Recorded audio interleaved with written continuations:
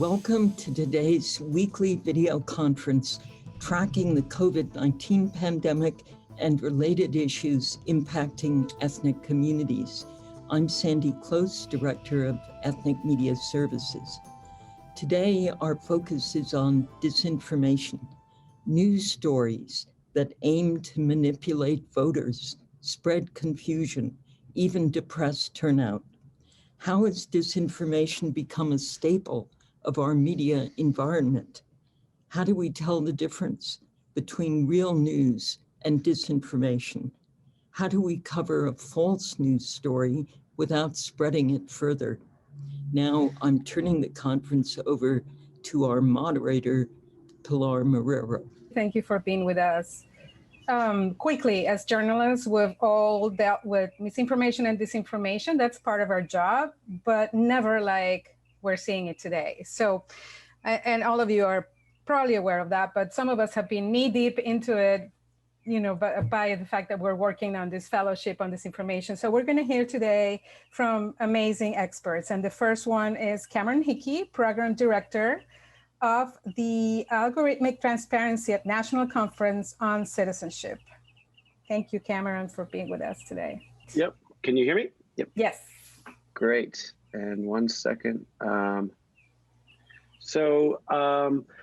name is Cameron Hickey. I just want to thank Ethnic Media Services, where we've been working with ethnic media reporters to try and expand our understanding of mis and disinformation, specifically to look at ethnic media and social media content where mis and disinformation is impacting communities that are often overlooked, not by you all, but by the mainstream media that does a lot of reporting on mis and disinformation. So just thank you so much both for having me and for that continued partnership.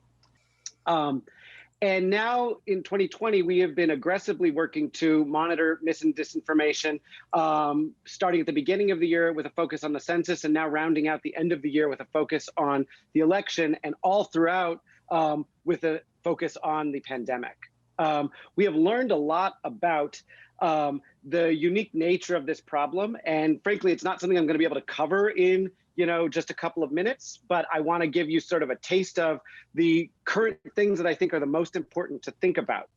So first and foremost, you're all on this call because you already know this. Viral misinformation is contagious and it is dangerous. Just like an actual virus, this content spreads because people are sharing it with each other, and it creates significant problems that put our health and well-being at risk, as well as the future of our democracy.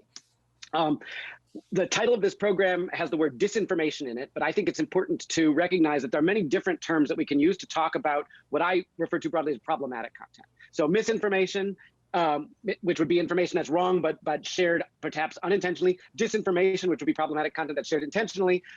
Rumors, junk news, conspiracies, even hate speech. It doesn't matter exactly what form it's in, but if it misleads, it's a problem, right? And all of these different things mislead. So it's important to recognize that there's not one hard line between stuff that, oh, that's absolutely false and I can fact check it, and this is not, or it's a little ambiguous, so I'm not going to address it. It's a much murkier, grayer area, but anything that we think is problematic is fair game for analysis, collection, and reporting, and so is something that needs to be highlighted and potentially attempted to be remedied. So I want to talk a little bit about what we are specifically referring to when we talk about problematic content. These are a couple of different areas. You'll note false and fabricated information isn't listed here because that's sort of the baseline. That's obvious, right? But beyond that, we're talking about content that uses fear and manipulation, right? Content that tries to make you feel scared, angry, or self-righteous to get you to change your behavior. That's potentially risky content that might have a problem and might have underlying misinformation embedded in it in some way or another. We're certainly interested in conspiracy theories, even when you're postulating about something, not saying it's definitively the case, but hypothesizing, that may in fact still be problematic. But these are anything that deals with boogeymen, like the deep state or Bill Gates or George Soros. Wide-ranging conspiracy theories that have existed, for the last 50 years are still present today. Then anything that's missing context. So when you see a statement on social media or a meme or an image or a video that's lacking some important piece of information that you may have, and therefore you understand it correctly, if someone else doesn't have that piece of context, they may misunderstand it, and it may in fact be damaging, right? So if the context is wrong or completely absent, it can be a problem. Then pseudoscience, and this relates less to the election and more to some of the other issues that we face, but lots of pseudoscience has been floating around, especially during the pandemic, but has existed for a long time. Climate change denial is a perfect example of that. And anything that employs hate outright or dog whistles. The kinds of terms or themes that divide based on identity are sort of rooted in a kind of misinformation and breed and perpetuate other kinds of problematic content. And so anytime we see something that may be leading towards that, we also recognize it as a problem. Then faulty logic. This is a little bit trickier to identify and requires a little bit of analysis. It can overlap with problems with context, but logical fallacies like false equivalence, where you're trying to say, well, if this is like this and that's like that, making a comparison between two things that aren't really comparable is a form of misinformation. Similarly, creating a straw man argument, saying, oh, this is a huge problem. Look at the way they're trying to explain that, even though that may not be what they were trying to explain, and then trying to tear it down. Employing a straw man fallacy argument is another kind of misinformation. It's one we see frequently employed, especially in memes and videos on social media. And finally, old content. Content that may be legitimate or accurate when it was originally published, but isn't anymore or isn't relevant anymore. When it gets shared again today, that can lead to mis and disinformation. A classic example of this is during the child separation crisis at the border during the early days of the Trump administration, an image was shared far and wide that showed a bunch of children behind bars, the kids in cages image. Now, that image was real and legitimate, but it was not taken at that moment in time. It was taken during the Obama administration. Anything like that, where there is legitimate content, but that's old, can be incredibly problematic and is tricky to identify because when it gets shared today, it seems like it might be relevant today. The big overarching idea that I want to make sure everyone recognizes is this point at the bottom. It doesn't have to be false to be a problem, right? False is the easy stuff. All the rest of this stuff is a lot harder. It requires more vigilance, but can be just as, if not more, problematic. So with respect to the election, I want to talk about some key themes that we've been seeing, and then I'll give you a couple of examples of them. First and foremost, and I think this is probably the most significant and wide-reaching body of problematic content, is the conspiracy theory we refer to as QAnon. I described it here as a wide-ranging conspiracy theory about the deep state, pedophilia, etc. So I don't want to go into incredible detail about it specifically, but it is a catch-all that started in a very narrow domain and has slowly expanded to catch a lot of things. A lot of new people are starting to become familiar and engaged with this broad set of conspiracy theories. And some people refer to it as a cult. I saw that BuzzFeed recently said they refer to it as a mass delusion. I recently had an extended conversation with a longtime friend of mine who is a academic who studies religion and said, actually, it has more characteristics that correspond to a religion than a cult. So I frequently refer to people who believe in QAnon as QAnon adherents. So I think that there's a lot to be said about it and it is problematic, but I'll talk about all the rest first.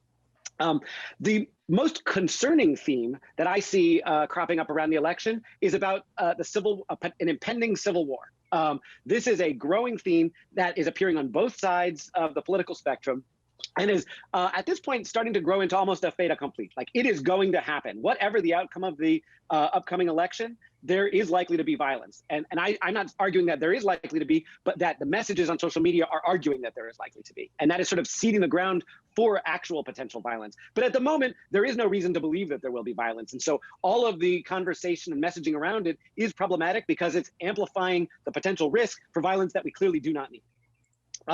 Then I want to talk about this one because I think it is an interesting one and one that we've seen a lot of recently, and it's always been in political discourse, but it's accelerating now, and that's ideological hyperbole. Constantly referring to political candidates or their messages or their positions in exaggerated or extreme ways, right? So to refer to Republicans as Nazis, to refer to Democrats as communists. These messages are being deployed constantly, not just in social media memes and independent social discourse, but in all the ads that we're seeing, right? Like, this is consuming our discourse, and we're no longer having conversations about the issues or the identities of the politicians who are running for office. We're instead exaggerating narrow bands of their perspective and amplifying them in ways that are distorting the reality. Those are sort of the crazy and extreme things. And then on the other side of the slide are the conventional things that are incredibly problematic. We're having a lot of trouble getting a handle on them and are only likely to accelerate. The first is about voting access. This is one that is persistent. This is not the first election where we're seeing this, but messages about voting itself. So when can you or can't you register for a mail-in ballot or absentee ballot, when, where, and how you can vote. both intentional and unintentional versions of this. The classic example is saying Republicans can vote on Wednesdays, or vice versa. Republicans vote on Tuesdays, Democrats vote on Wednesdays. Obviously, everyone votes on election day or before, so it's hard to narrow down exactly what the right or wrong way is to talk about that. But there is a lot of mis and disinformation around voting access. There is even more mis and disinformation around ballot risks. I think the classic thing that we've seen, and I'll show some examples of it, are ballots being thrown out. Now that we have this massive volume of vote by mail and absentee voting, and a lot of rhetoric about fraud related to absentee voting and vote by mail, we're seeing a lot of mis and disinformation around it. Almost every day, there is a new image circulating on social media of a pile of ballots somewhere, right? And lots of questions being raised about it. There are also more complex questions about voter fraud and concepts like ballot harvesting. Ballot harvesting is essentially a code word, or almost a dog whistle, for sometimes potentially legitimate activity or the false implication of fraud. But ballot harvesting has now become a part of the lexicon, and whenever you see it, you can almost always recognize that there's some risk in problematic content that references it.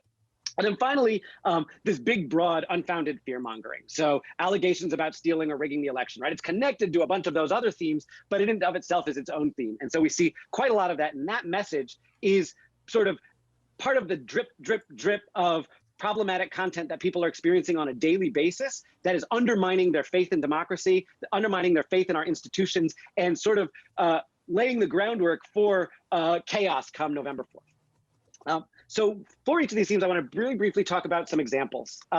So QAnon, honestly, I don't even really want to talk about it, Pilar. I'm just so upset and overwhelmed, and I can see my time is running out. But yes, it is. QAnon is it is this mass conspiracy that it is almost impossible to convince people who believe in it to stop believing in it. And you should be on the lookout for any references to anything that has to do with the deep state, JFK Jr., George Soros, and Bill Gates. There's rarely truth in those, and there is frequently conspiratorial misinformation. The Civil War, you can see here examples coming from fringe media outlets like Glenn Beck, from individuals posting images on TikTok, or mainstream stories in at least formerly mainstream news organizations like Newsweek, who talk about the Proud Boys. Civil War is a theme that's all around us, coming from all angles. Ideological hyperbole, I think this should be obvious, but here's some good examples of it. Alleging that the squad are not just women of color, but socialists, communists, and anti-Americans, or connecting Black Lives Matter to the communists through their logos, or alleging, and thank you to Hazel for providing this one yesterday, alleging that Donald Trump himself is in the KKK by illustrating him by putting a Klan hood over his head. Ballot risks, we see these all over. Here's the example an example that I mentioned earlier. This is, I think, from just a couple of days ago, a tweet showing a bunch of ballots that appear to be in a garbage can. We don't know if they really were in a garbage can or not. We don't know what the circumstances are, but the tweets go like wildfire, local news picks it up, etc. There are other versions of this too. The ballot harvesting is the one you see on the right, where we're connecting it to Ilhan Omar. This one in the middle is a image that one of our ethnic media fellows who's on the call, Jong Won, shared, which is a Korean meme that I believe says, important, do not mail in vote. This is a presidential election. Drop your ballot by yourself in person. So it's fear-mongering about mail-in voting. And then finally, connecting the pandemic to mail-in voting. And it's sort of a joke, but nonetheless is stoking fear. But there's also this. And so this is my last slide. I just had to show it to you. This is, and I don't normally dive into things that the president shares, but this one I just wanted to end on sort of a happier or funnier note. And I don't know if it's genuinely happy or it's just like, we laugh because we cry. But the president tweeted a news article, the headline of which was, Twitter shuts down entire network to slow spread of negative Biden news. And then goes on to say, wow, this has never been done in history. This includes his really bad interview last night. Why is Twitter doing this? Bringing more attention to Sleepy Joe and Big T. So for any of you who don't know, the article was from Babylon Bee, which is a parody news website. It is essentially the same as The Onion or Saturday Night Live, right? But the president shared it as if it was legitimate. But he shared it because we are now in this incredibly painful state in our democracy, which is that we can't tell the difference between what's true and what's false, right? This is in response to Twitter did go down for like an hour or for 5 minutes, depending on who you ask. And they did take some crazy actions that not everyone agrees with, and certainly are subject to some question about how they're limiting the spread of mainstream news. So we're in this place where there aren't any rules. It's not easy to try and navigate these problems, and we just have to laugh at things like this that the president does. But given all of that, hope is not lost, guys. We all have a role to play in reducing the impact of problematic content. And I want you all to take that home, thinking about the things that I've shared with you and what you're going to hear from the other wonderful guests in just a minute. I believe that it's our shared responsibility to monitor for problematic content, to watch your own feed and find new feeds to track, and engage the other people you work with to be vigilant about problematic content. We're not talking about it today, but with our ethnic media fellows, we've developed a platform where we're all reporting content. We call it Junkopedia, and we encourage you to submit that content. And finally, think about the content that you're seeing that's problematic and create inoculating messages against it. Instead of just responding negatively to a piece of information or disputing it with it on someone on social media, or instead of writing a debunk article as your only form of saying, look at this bad misinformation that's spreading in my ethnic community, you can instead share inoculating messages, credible information that insulates people from being taken in by problematic content. So with that, I'll share with you the link to submit misinformation to our system. And thank you all so much for your time. And I'll move on. Thank you so much, Cameron. It is a lot to absorb, but it's what's out there and we have to deal with it. So do we have questions? Hold on. I think Sunita wanted to ask a question. Go ahead, Sunita. Okay. Hi, Cameron. This is Sunita Sarabji. I wanted to ask you a question about Republicans putting out these ballot boxes all over Southern California, essentially allowing them to harvest ballots. And I wonder why the Secretary of State's office has not, sort of pushed back against that. So I don't consider myself a journalist actively anymore. I have journalist DNA, so I will always be a journalist at heart, but I'm not actively reporting on that story, so I don't have a good answer. I think that, in the context of mis and disinformation, I actually think that the actions of creating these ballot boxes and putting them out there serves like a couple of different kinds of problematic interests, and so it creates risks from multiple directions. And so doing additional reporting on that, I think, is really important. Both, if it's just another way to add to the legitimate collection of ballots, that's great. But now the coverage of the existence of those ballot boxes has done a real harm to our democracy generally, right? Now anyone in California is like, wait, oh shit, is this a legitimate ballot box or not? Are they going to steal my vote and shred it or not? Right? Like so it's actually an important idea. And I think that a lot of the other people who research misinformation in the space talk a lot about the risks of amplifying certain kinds of messages. And I think that one of the challenges that we now face is if we accept that the action was legitimate, then amplifying concern about it actually has done more harm than good. Right? Now, if we consider there to be risks there, then that's a separate story. And that's a subject both for, conventional journalism and litigation, frankly. But I don't know a lot about them otherwise. I'm going to move on. We have Jacqueline Mason, Senior Investigative Researcher at First Draft. I hit the wrong button. Okay. So I have a couple case studies that I want to go over. So kind of what Cameron was saying, thinking about mail-in ballots, absentee ballots, early voting and voting in person, but especially mail-in ballots.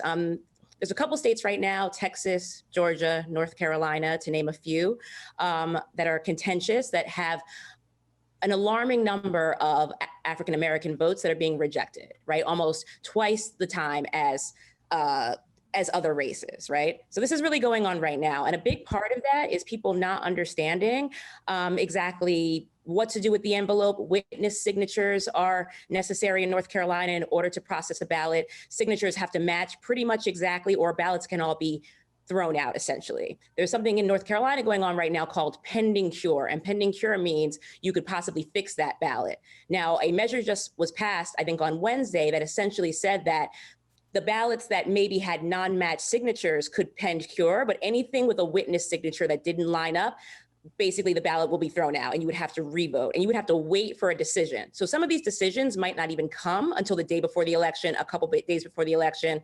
This is just plain all in out voter suppression and confusing, because if you resubmit a vote, there's always the danger that you voted twice, which is a felony. And the president has been pushing the idea that, voting twice is voter fraud is something that's really happening right now, when we know that it's not. Voter fraud is extremely rare. But this kind of all started, I'd say, a couple of months ago, end of August. You could see that there was just pandemonium and confusion about the mailing system. The Postmaster General, DeJoy, kind of defunded a lot of aspects of the post office. And so there were pictures going around. This is one from, I believe, Southern California, that's saying that these are locking mailboxes, right? This mailbox actually has been locked for years. It's not locked in the front, it's only locked from this side. And that was because there was legitimate mail phishing happening at this location, right? But there's a video of this, and on the other side, you can see that this mailbox wasn't locked, right?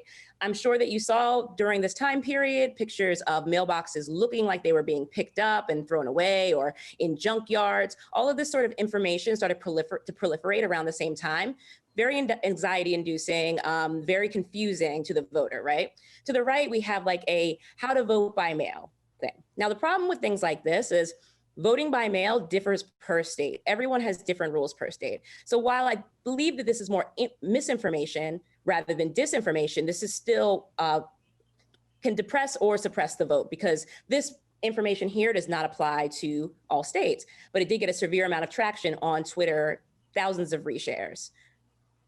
So just like Cameron was saying, we have the official RNC who had the fake drop boxes in California, who also, even though have refused to take these drop boxes down. So like Cameron said, like it will cause a lot of confusion.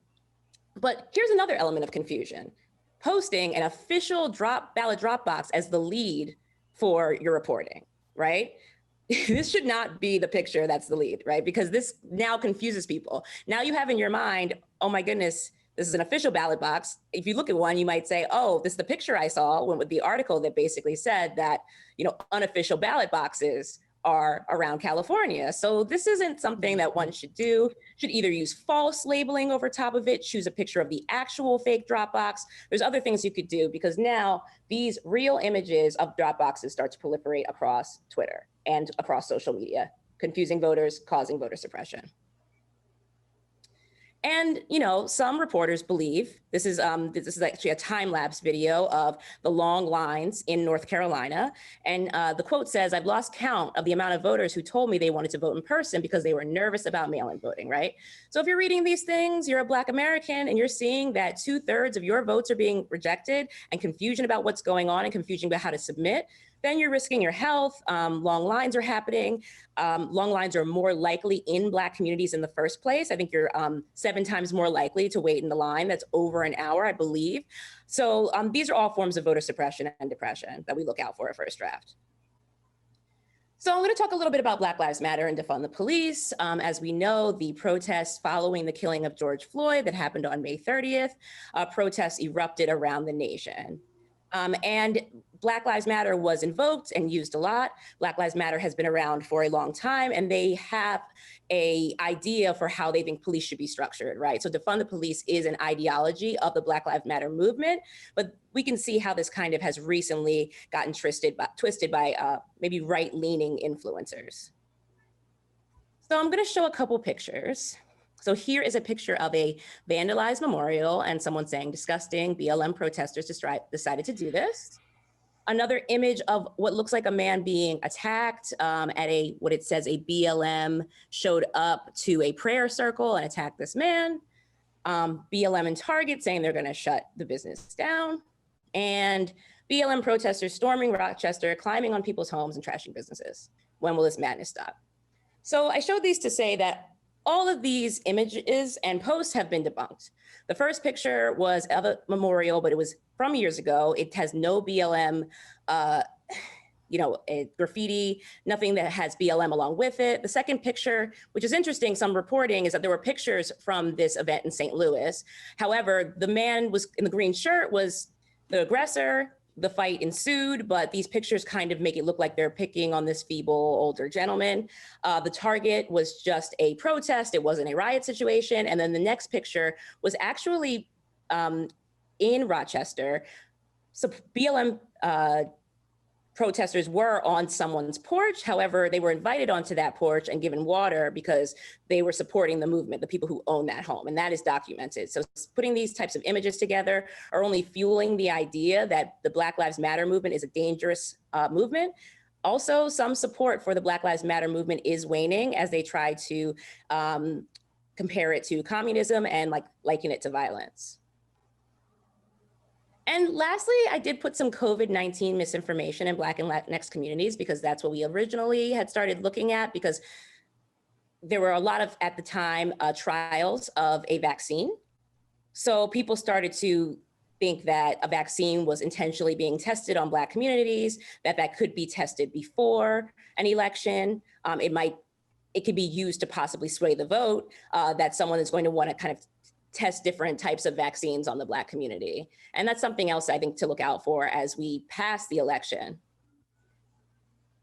Hydroxychloroquine as well, right? So a lot of things around hydroxychloroquine, that they were going to be tested in prisons. It was going to be tested on people in nursing homes. This got a lot of engagement, that this was an intentional assault on the Black community.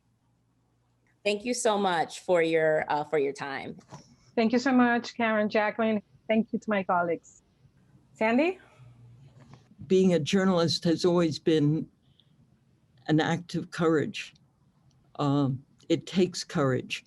And the journalists who've been killed in the line of duty, most recently Chauncey Bailey in 2007, have all been, since 1975, ethnic media journalists.